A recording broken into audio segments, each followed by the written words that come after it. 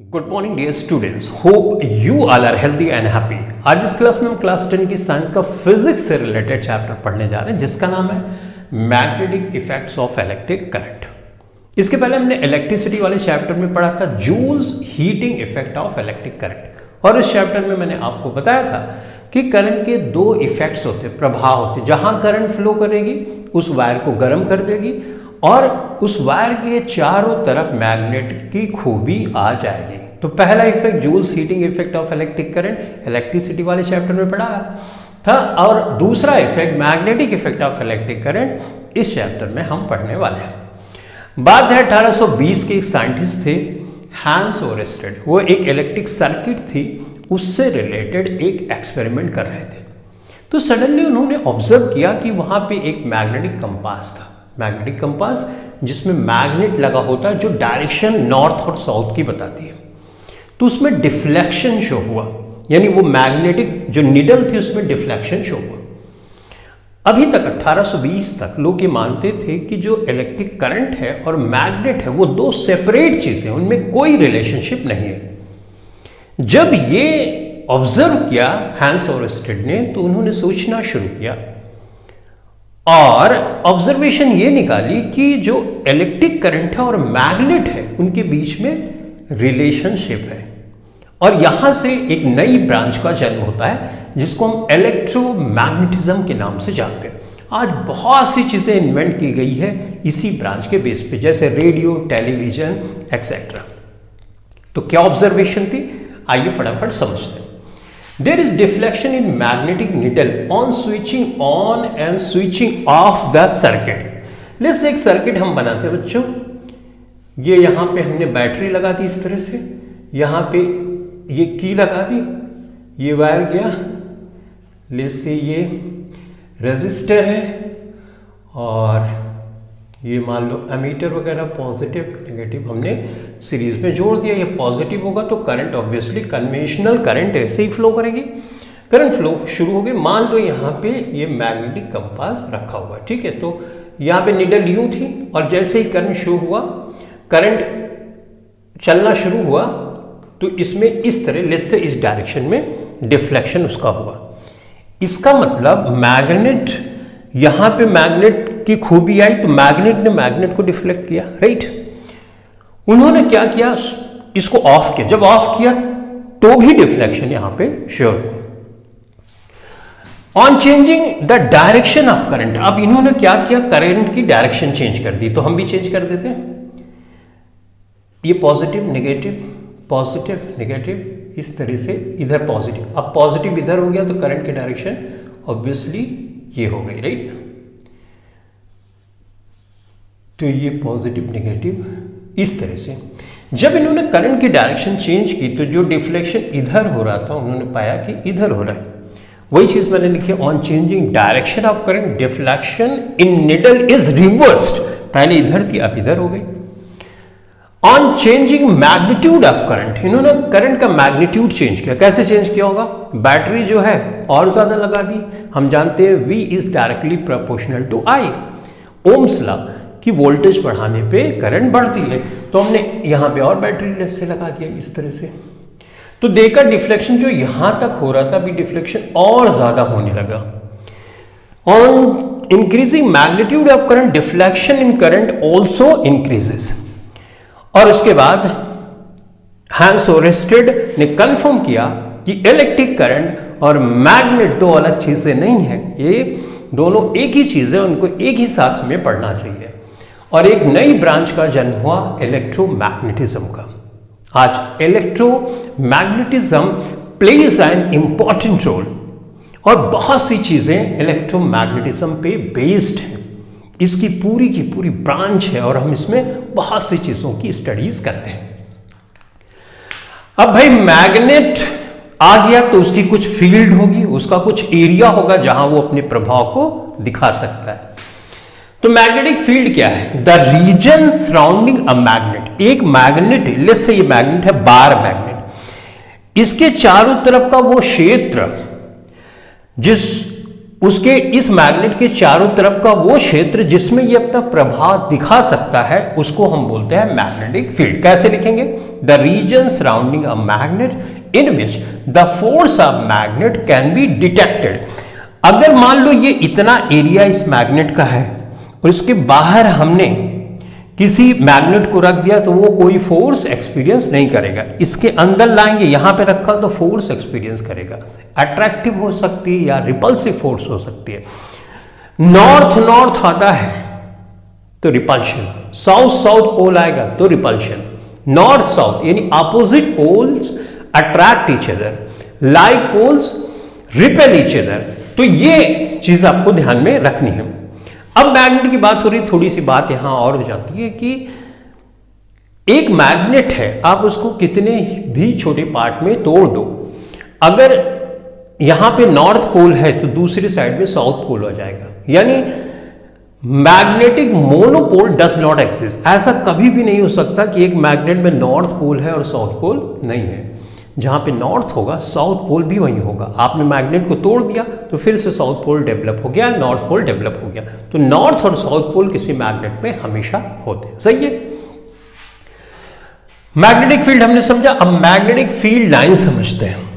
देखो magnetic field lines, जो चीज हम एक्सपेरिमेंट के थ्रू एक्सपीरियंस कर रहे हैं उसको दर्शाने का तरीका है। एक्चुअल में कोई मैग्नेटिक फील्ड लाइंस किसी मैग्नेट के चारों तरफ नहीं होती, राइट? वहां पे फोर्स हम फील करते हैं। जैसे हमने मैग्नेटिक कंपास निडल रखा वहां पे तो वो फोर्स एक्सपीरियंस करेगी तो हमको पता चलता है कि हाँ यहां पे फोर्स लग रही है। तो उस बेस पे हमने मैग्नेटिक फील्ड लाइंस का कॉन्सेप्ट इंट्रोड्यूस किया। ठीक है, तो पहला पॉइंट है, बड़ा इंपॉर्टेंट है कि मैग्नेटिक फील्ड लाइंस के बारे में कुछ लिखो तो लिख देना, they are imaginary lines. Imaginary, काल्पनिक रेखाएं हैं। They travel from north to south pole outside the magnet and south to north inside the magnet and form a closed loop। देखो ये बार मैग्नेट है, यहां से मैग्नेटिक फील्ड लाइन चली north to south गई और अंदर देखो साउथ टू नॉर्थ आ रही है, तो ये क्लोज लूप बन गया, राइट? इसी तरह से कहीं पर भी देखो, अच्छा नॉर्थ से साउथ डायरेक्शन आपको इस तरह से दिखाना और अंदर साउथ से नॉर्थ के लिए ये डायरेक्शन दिखाना है। सही है। Two magnetic field lines never intersect each other. ये दो मैग्नेटिक फील्ड लाइन कभी एक दूसरे को इंटरसेक्ट नहीं कर सकती। ऐसा नहीं हो सकता कि ये मैग्नेटिक फील्ड लाइन एक इधर जा रही है एक इधर, ये यहां पे इंटरसेक्ट कर गई। ऐसा इसलिए पॉसिबल नहीं है क्योंकि इस पॉइंट पे मैग्नेटिक फील्ड की डायरेक्शन आप कैसे निकालोगे? निकाल नहीं पाओगे। इस डायरेक्शन में कि इस डायरेक्शन में, एक पर्सन एक टाइम पे एक ही जगह मौजूद हो सकता है, राइट? तो ये पॉइंट बड़ा इंपॉर्टेंट है कि two magnetic field lines never intersect each other.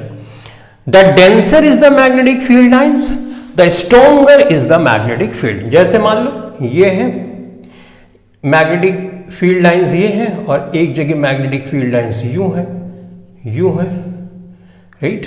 बहुत क्लोज क्लोज है और ये वाली लेस से इस तरह से है। तो स्ट्रॉन्ग मैग्नेटिक फील्ड यहां पर बच्चे होगी, ठीक है, यहां पे नहीं होगी। जैसे मान लो यहां की मैग्नेटिक फील्ड लाइन है और इस तरह से जा रही है, इस पॉइंट पे हमें मैग्नेटिक फील्ड की डायरेक्शन पता करना है, तो हमको एक टेंजेंट ड्रॉ करना है, ये यूं। तो टेंजेंट इस पॉइंट पे बताएगा कि मैग्नेटिक फील्ड की डायरेक्शन क्या है। तो नेक्स्ट पॉइंट रही है कि tangent drawn on circular loop indicates the direction of magnetic field on that point. ठीक, तो ये तो बच्चों हुआ मैग्नेटिक फील्ड लाइंस के बारे में और हैंस ओरेस्टेड का जो ऑब्जर्वेशन था उसके बारे में। अब हमने एक इलेक्ट्रिक सर्किट ली। इलेक्ट्रिक सर्किट पे ये कार्डबोर्ड है, इस पे आयरन फाइलिंग, जो छोटे छोटे आयरन के टुकड़े होते हैं उसको स्प्रिंकल कर दिया, इस पे करंट फ्लो किया और थोड़ा सा टैप किया। जैसे टैप किया हमने एक अमेजिंग वहां पे रिजल्ट देखा कि जो आयरन फाइलिंग्स है वो सर्कुलर रिंग्स में ऐसे अरेंज होनी शुरू हो गई। ये देखो एक रिंग है, यानी कॉन्सेंट्रिक रिंग्स में अरेंज होनी शुरू हो गई। इससे पता ये चला कि मैग्नेटिक फील्ड लाइंस एक स्ट्रेट करंट कंडक्टिंग वायर में कॉन्सेंट्रिक रिंग्स होती हैं। तो concentric circles indicating magnetic field lines around a straight conducting wire. तो ये हमको पता चला कि एक स्ट्रेट करंट कंडक्टिंग वायर है तो उसके चारों तरफ मैग्नेटिक फील्ड लाइन इस तरह से सर्कुलर कॉन्सेंट्रिक रिंग्स होती हैं, लेकिन उसकी डायरेक्शन ये होगी या इसकी डायरेक्शन ये होगी ये हमको नहीं पता चला। तो इसको हम राइट हैंड थंब रूल से पता करते हैं। तो चलो बच्चों, अब हम समझते हैं राइट हैंड थंब रूल। अब हम राइट हैंड थंब रूल के बारे में पढ़ने वाले हैं, जिसकी हेल्प से हम किसी करंट कंडक्टिंग वायर के चारों तरफ मैग्नेटिक फील्ड की डायरेक्शन क्या होगी वो बता सकते हैं। राइट हैंड थंब रूल बोलता है कि hold a current carrying straight conductor in right hand such that thumb points towards the direction of current. Let's say ये करंट कंडक्टिंग वायर है, करंट की डायरेक्शन इधर है, तो हमको थंब उस डायरेक्शन में ऐसे पॉइंट करना है और इस तार को होल्ड कर लेना है। Then the curling fingers point the direction of magnetic field. अब फिंगर को कर्ल करना है, फिंगर को कर्ल, तो ये जो चारों फिंगर जिस डायरेक्शन में कर्ल कर रही है वही मैग्नेटिक फील्ड की डायरेक्शन है। तो इस करंट कंडक्टिंग वायर के चारों तरफ मैग्नेटिक फील्ड की डायरेक्शन ये है, ये नहीं ये है, क्योंकि फिंगर इधर से ऐसे कर्ल कर रही है। सही है। तो अभी हम ये श्योर हो गए कि इस करंट कंडक्टिंग वायर के चारों तरफ मैग्नेटिक फील्ड की डायरेक्शन इस तरह से होगी। इस वाले फिगर को ध्यान से ऑब्जर्व करो, यहां पे करंट की डायरेक्शन ये दिखाई गई है, इस तरह की सिचुएशन। तो हमने थंब को उस डायरेक्शन में पॉइंट किया और फिंगर को कर्ल किया, तो मैग्नेटिक फील्ड की डायरेक्शन यूं हो गई और यहां पर दिखा इस तरह से। करेक्ट। अब यहां पे एक अगर क्लोज लूप ले लो तो वहां पे कैसे राइट हैंड थंब रूल हमको लगाना है। ये पॉजिटिव है तो करंट की कन्वेंशनल करंट इधर से फ्लो करेगी, ये करंट की डायरेक्शन है। जैसे इस पॉइंट पे हम देखना चाहते हैं तो इस डायरेक्शन में थंब को पॉइंट किया और फिंगर को हमने इस तरह से कर्ल किया। जिधर फिंगर भागती है, फिंगर जिस डायरेक्शन को पॉइंट करती है उधर नॉर्थ बनता है, तो इधर नॉर्थ बन गया और अपोजिट डायरेक्शन में हमेशा साउथ बनेगा। Magnetic monopole does not exist. ऐसा नहीं हो सकता कि नॉर्थ है तो साउथ नहीं होगा, साउथ उसके अपोजिट में ही होगा, दोनों हमेशा साथ साथ होंगे। डन। एक ट्रिक बता दो, जैसे करंट तुम क्लॉकवाइज डायरेक्शन में देखो तो उस साइड में हमेशा साउथ पोल बनेगा, और जहां पे तुम करंट को एंटी क्लॉकवाइज देखो उस डायरेक्शन में नॉर्थ बनेगा। तो करंट इधर फ्लो कर रही है तो साउथ इधर पड़ेगा, ये क्लॉकवाइज है, जैसे घड़ी चलती वैसे चल रहा है, तो पीछे साइड में क्या होगा इसके नॉर्थ। अच्छा, ये एंटी क्लॉकवाइज है, इधर नॉर्थ बन रहा है तो पीछे क्या होगा साउथ, यानी एंटी क्लॉकवाइज में नॉर्थ बनता है और क्लॉकवाइज में साउथ बनता है। सही है। ये बच्चों सॉलिनॉइड है, इस पे इंसुलेटेड कॉपर वायर अगर सिलेंडर पे ऐसे लपेट दो तो ये सॉलिनॉइड बोला जाता है। अब इसमें हमने करंट पास किया, यहाँ पे ढेर सारी मैंने क्वाइलिंग कर दी। अब ये ज्यादा क्वाइलिंग करने से मैग्नेटिक फील्ड उतनी ही स्ट्रांग होती है। बहुत important point, number of coiling बढ़ने से मैग्नेटिक फील्ड स्ट्रांग हो जाती है। और मैग्नेटिक फील्ड, जैसे मान लो मैग्नेटिक फील्ड यहां से इस वायर से दूर हटते जाओगे, यानी डिस्टेंस बढ़ती जाएगी, तो मैग्नेटिक फील्ड वीक होती चली जाती है। पास में होती है तो ज्यादा होती है, तो पास में मैग्नेटिक फील्ड स्ट्रांग होती है और नंबर ऑफ टर्न्स बढ़ाने से मैग्नेटिक फील्ड स्ट्रांग होती है। दोनों पॉइंट बहुत ध्यान से अपने दिमाग में बिठाना। तो बच्चों अब यहां पे हम पता करना चाहते हैं राइट हैंड थंब रूल से कि मैग्नेटिक फील्ड की डायरेक्शन क्या होगी। तो देखो मैं इधर आ जाता हूं, अगर मैं इधर ध्यान से देखूं तो करंट यूं ऐसे ऐसे फ्लो हो रही है, राइट। ये क्या है, ये तो क्लॉकवाइज है, जैसे घड़ी चलती है वैसे चल रहा है, तो क्लॉकवाइज इधर साउथ डेवलप हो जाएगा और दूसरी साइड नॉर्थ आ जाएगा, राइट।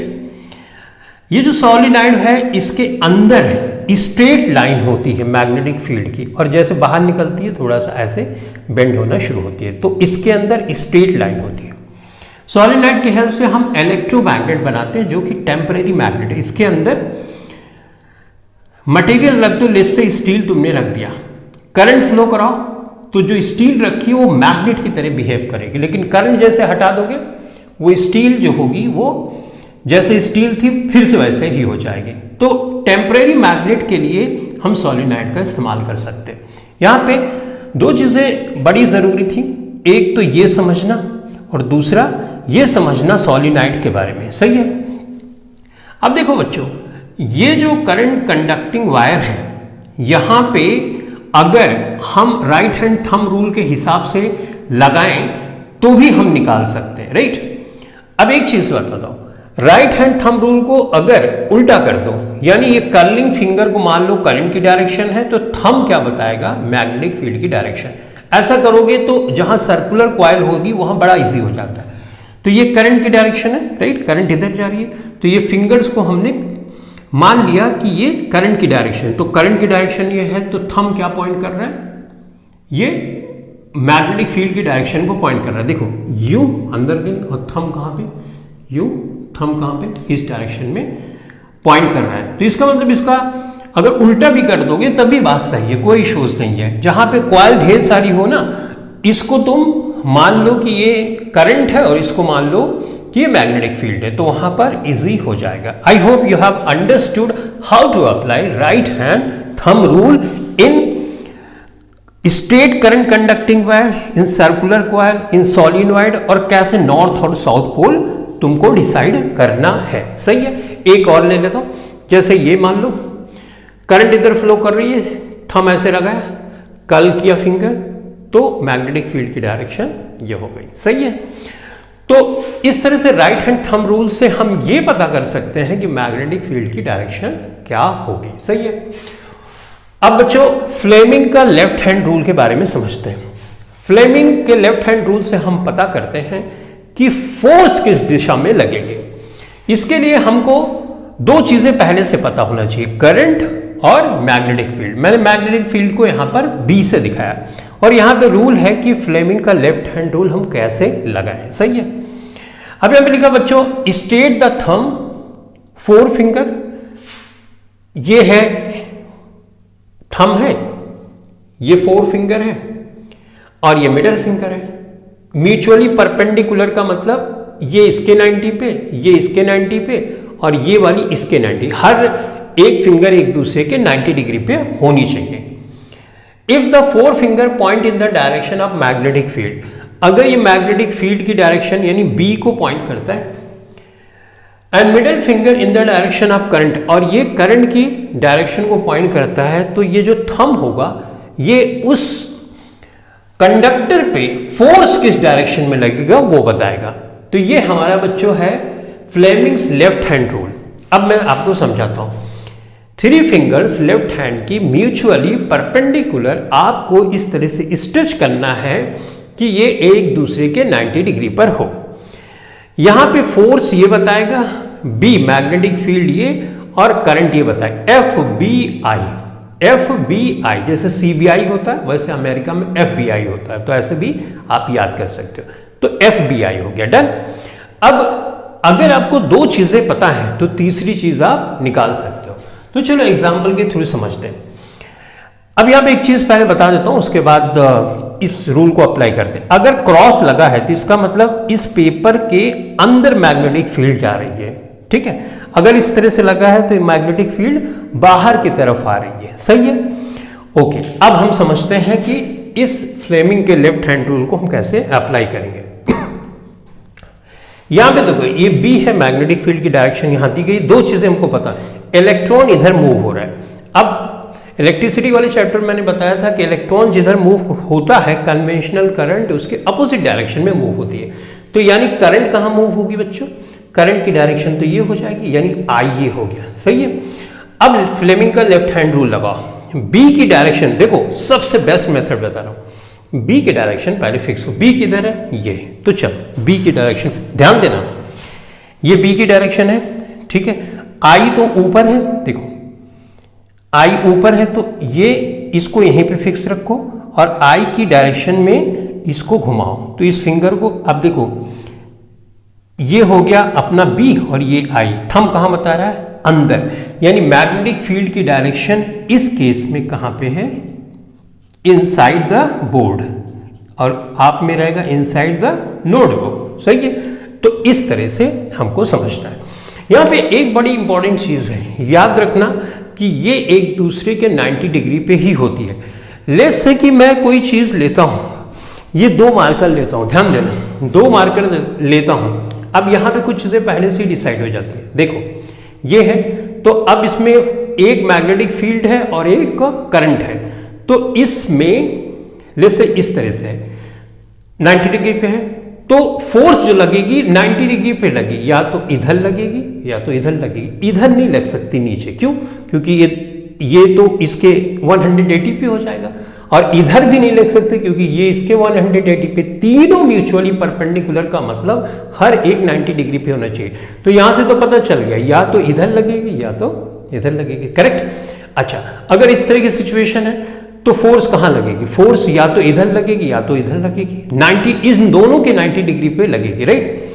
अब अगर मान लो कुछ इस तरह की सिचुएशन हो जाए तो फोर्स इधर लगेगी या तो इधर। अगर इस तरह की डायरेक्शन हो जाए तो फोर्स इधर लगेगी या इधर। 90 डिग्री पे ही फोर्स लगेगा। अगर ये बात समझ गए तो आपको ज्यादा मेहनत नहीं करनी पड़ेगी, सही है। तो चलो एक एग्जांपल लेके देखते हैं। जैसे मान लो कि ये है करंट की डायरेक्शन, I इधर है, ठीक है, और B इधर है।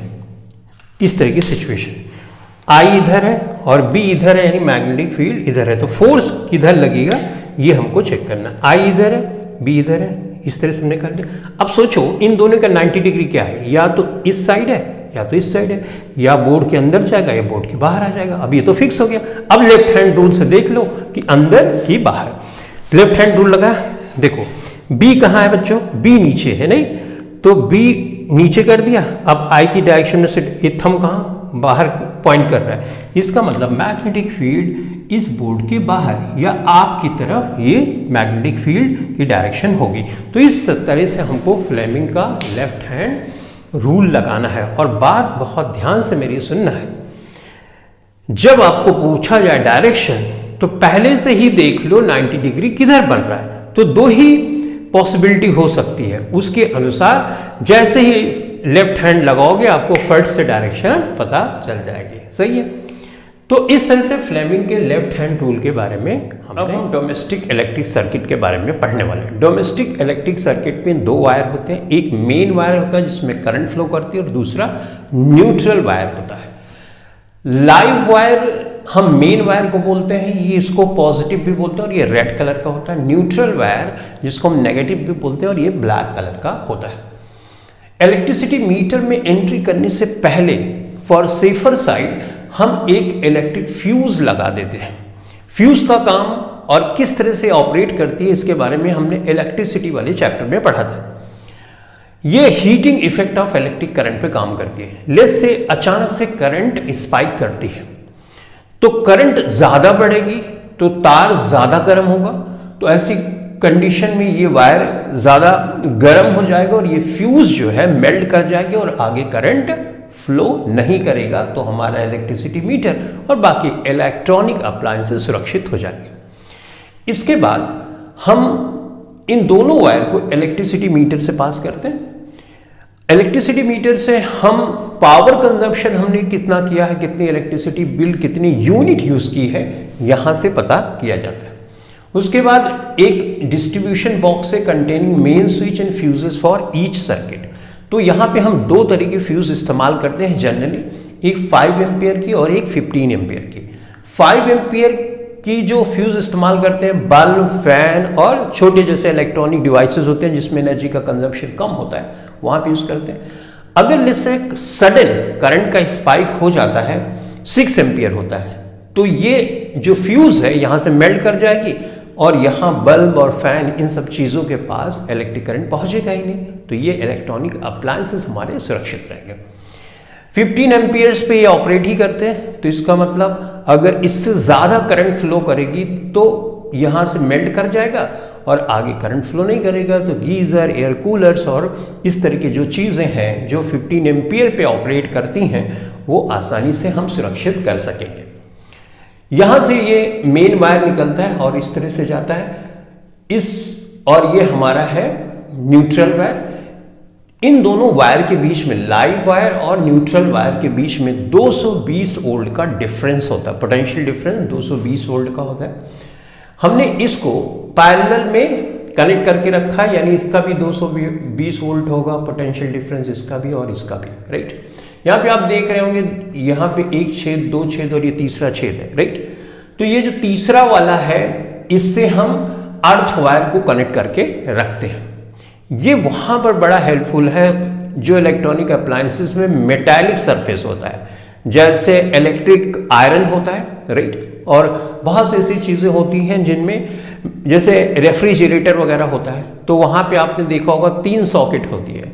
तो ऊपर वाली जो सॉकेट होती है ना, वो अर्थ वायर होता है, वो जाके हम जमीन में गाड़ देते हैं, जिससे अगर कभी करंट का लीकेज होता है तो हमें कोई इलेक्ट्रिक शॉक हमको बहुत ज्यादा नहीं लगता है, तो हम सुरक्षित रहते हैं। तो इस तरह से हमने इसको कनेक्ट किया। ये है हमारी डोमेस्टिक इलेक्ट्रिक सर्किट का एक डायग्राम, सही है। अब हम बात करेंगे ऑल्टरनेटिंग करंट और डायरेक्ट करंट के बारे में। ऑल्टरनेटिंग करंट को एसी करंट भी बोलते हैं और डायरेक्ट करंट को हम डीसी करंट भी बोलते हैं। ऑल्टरनेटिंग करंट में करंट की डायरेक्शन पीरियोडिकली या फिक्स्ड इंटरवल ऑफ टाइम में चेंज होती है, जबकि डीसी करंट में करंट की डायरेक्शन हमेशा एक होती है। It can be transmitted over long distances without much loss. AC current को लॉन्ग डिस्टेंस में ले जाना इजी होता है, हमारा लॉस भी कम होता है और ये कम पैसे में भी मिल जाती है, जबकि डीसी करंट को लॉन्ग डिस्टेंस पे ट्रांसमिट करना मुश्किल होता है। कुछ और भी डिफरेंस है जो आप क्लास 12 में पढ़ोगे, जैसे एसी करंट को डीसी करंट में कन्वर्ट करना इजी होता है अगर हम रेक्टिफायर यूज करते हैं तो इस तरह से कई डिफरेंस है जो आपकी बुक में, वो डिफरेंस मैंने यहां पर लिख दिया। In India AC changes direction after every 1/1000 second, यानी 1/1000 सेकेंड, यानी 1 सेकेंड का 1000 पार्ट कर दो तो इतनी देरी में एसी करंट अपनी डायरेक्शन चेंज कर देते हैं, यानी बहुत ही फास्ट होता है। That is frequency of AC is 50 hertz. तो इस तरह की अगर चेंजेस होते हैं तो ऐसे करंट की जो फ्रीक्वेंसी होती है एसी करंट की, वो 50 हर्ट्ज की होती है। तो हमारे घरों में 50 हर्ट्ज की फ्रीक्वेंसी की एसी करंट फ्लो करती है। तो इस चैप्टर में इतना ही। Thanks for watching this video. Thank you very much.